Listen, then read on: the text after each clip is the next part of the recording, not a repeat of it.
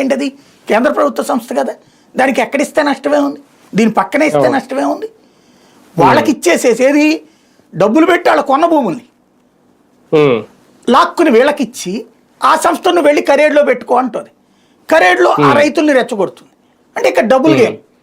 మనకు సంబంధించిన వ్యాపారవేత్తలకు ఇబ్బంది రాకూడదు, మనకు సంబంధించిన పారిశ్రామికవేత్తలకు ఇబ్బంది రాకూడదు, వాళ్ళందరినీ సాగనియాలి.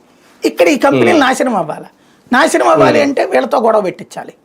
ఇక్కడ ఈ రైతులు అన్యాయం అవ్వాలి. ఇక్కడ ఓ పక్కన పరిశ్రమలు ఇబ్బంది పెట్టనట్టు వాళ్ళు ఎవరో ఇబ్బంది పెడుతున్నట్టు ఇక్కడ జగన్ని ఒక ట్రాప్ వేస్తున్నారు అన్నమాట. అది ఓపెన్గా తెలియనీయకుండా నాటకాలు ఆడుతున్నారు.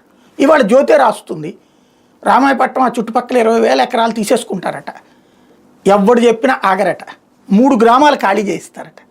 ఎవరండి వీళ్ళు గ్రామాలు ఖాళీ చేయించడం నాకు అర్థం కాలేదు. సాధారణంగా దాన్ని ఏమంటారంటే మన సాగునీటి ప్రాజెక్టులు కట్టేటప్పుడు గ్రామాలు ఖాళీ చేయించడం తప్పదు. లైక్ ఇప్పుడు పోలవరం ప్రాంతాల్లో ఎందుకని నీళ్లు అక్కడే నిల్వ ఉంటాయి కాబట్టి, ఇంకో చోట అవకాశం లేదు. కానీ పరిశ్రమకి గ్రామాలు ఖాళీ చేయించిన ఇవాళ పక్కన ఇవ్వకూడదా?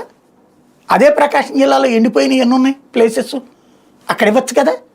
సోలార్ ప్లాంట్లకి, విండ్ ప్లాంట్లకి ఎండిపోయినటువంటిది 3,000, 4,000 ఇదే 3 లక్షలు 4 లక్షలకి ఎకరాలు పండే చోట్ల అక్కడ కదా ఇవ్వాల్సింది.